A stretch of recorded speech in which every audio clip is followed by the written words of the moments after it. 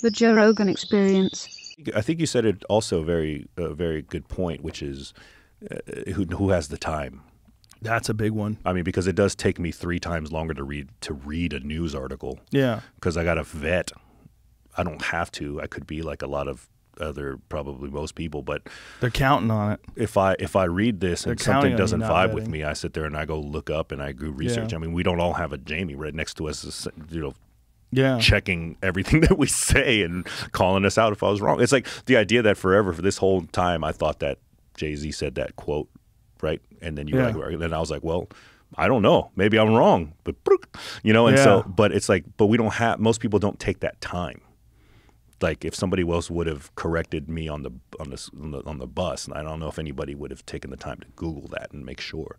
Well, that's not even important, right? That's not even important, right? Like but important shit that important people stuff, have to look up and try to figure out, like, why are we in Afghanistan, or why is this happening, or why is that important, or why is this law being passed, or what's the real motivation behind this drug being pushed? Like, what the fuck is going on with that guy who's...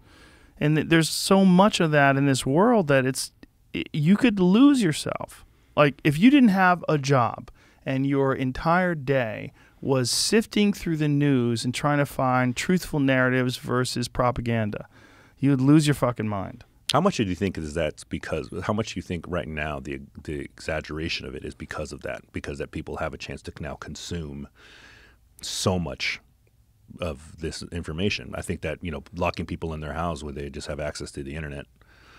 I thought about it this way when I remember we were in the beginnings of our first quarantine kind of lockdown thing. And I was like, I still had Netflix and I still had FaceTime and I still had, I was like, this is fine. Like it wasn't that bad. I wasn't going crazy, but I was like, imagine if this happened in 1985. Right. Right. I mean, and you had to wait till the next morning to get a newspaper. Well, maybe the newspaper wouldn't even be printed because nobody worked in the newspaper.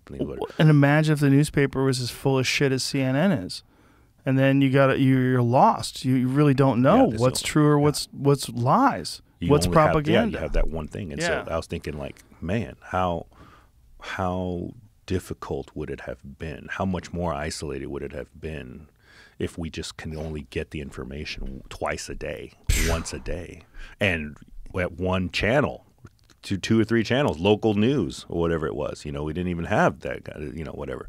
Well, there was so much propaganda back then that just slipped through the cracks. It took forever before something hit the light of day. Right. Right. Where something was an obvious, like especially like government shit, like Gulf of Tonkin incident that led us into Vietnam. I mean, there's a bunch of those instances. There's a lot of gatekeepers back there. Yeah. Oh, my God. Yeah. And there was agreements with the news. The news had agreements with politicians and government agencies. And they, they followed the narrative.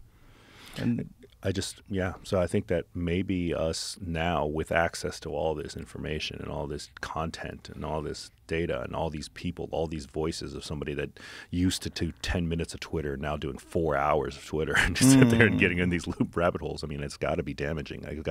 Like we said, a lot of it is junk food. I treat a lot of it like junk food. Like, I love a potato chip every once in a while, but if I ate it for 8 hours a day, I think it would probably be pretty unhealthy. And so it's like consuming this kind of garbage. Yeah, there's a guy named Alan Levinovich, and he's looked at it in the same way you look at processed food. That's how he described it. He's like, you can't eat all processed food, and you can't eat all processed information. And that's what it is. It's like this social media version of information is just processed information. Right. And you're getting it in these weird sort of bursts, and it's all boiled down with preservatives on it and filled with nonsense. It has an agenda. And it's like, I think that there's a monetization of human suffering, I think, is difficult. Anytime you have that opportunity to where, because it's more interesting and it's more, you want eyeballs onto your content. So it's a very simple algorithm. It's just, we just need eyeballs. So whatever got people to watch it, then let's get more of that instead of stuff that's not interesting, that's might be just very boring data, and so I think you just tend to lean towards that kind of stuff a little bit. And I think it's tough. Yeah, I just that's the stuff that it always fascinates me a little bit. It's just because I think it takes us. I don't think a lot of people have that kind of thing. I think that a lot of people are just like, oh, I don't bother with that. I don't take the time to think. No, they don't have the time. They don't take the time, and that's oddly enough where podcasts have sort of come in to fill that void. Because in podcasts, you can have two intelligent people just sitting down talking about stuff in a way like, well, maybe that's not true. Maybe this is true. Let's find out. Let's discuss this, and let's figure out why people are saying this thing that is clearly untrue and saying it across like multiple platforms. Like, what's the motivation behind this? Like, yep. That's a thing that didn't exist before. Because, first of all, in the past, we didn't think of the news as being this thing that was lying to us. Yeah. And that's a real recent thing. And I think a lot of that was exacerbated during the time that Trump was president, because the media was so upset that Trump had become the president and so upset that what they thought this con man was now running the entire government, that it's time to fight fire with fire.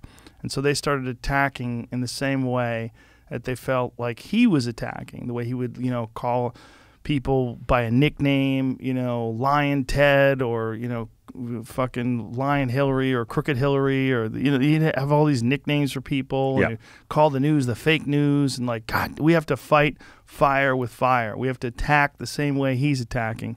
But in doing so, they've undermined their credibility to an almost irreparable way. Right. And that's what's scary. Right. What's scary is that the amount of people that actually trust the news now is fucking lower than ever. Lower than ever. And I think it's because we all believe that people have an agenda. Even with science, people think we are so used to people having an agenda that people think that there's an agenda with everything. Yep. And there might be. I mean, it's not to say that there isn't. I think that that's the balance of it all, to sit there and say, I'm even victim of what we're talking about right now, which is to say that while I believe that we probably lean this way, we're not to say that it's a purified, that there's no such thing, that it's not possible that there's some puppet master out there that's really kind of affecting this way or that, the third. But I'm just saying that at the end of the day, not everything has such a mastermindful type of thought process behind it. I think some of it is a lot more simple. I think it's a lot simpler. Sometimes it's about just money. Sometimes it's about just... Most of it's about money. Yeah. Most of it's about narratives. Narratives that are set up in order to have people extract money from a system. And that's what's really scary, is that you follow the money and it's right there. And, many people have talked for years about getting money out of politics and getting money out of... to make it so that these people that make these huge decisions that affect policy, affect the way we're allowed to live our lives, that there should be no money being exchanged in these decisions. There should be no motivation. No one should profit from these things. No one who wants to be a politician should ever get exorbitantly wealthy from being a politician. But yet that's the case over and over and over again. And that's dirty. That's dirty, and that is what affects these people, and that's what affects the way they behave and the way they communicate and the things they talk about and the things they won't talk about. Maybe sometimes is as important. Watch the entire episode for free only on Spotify.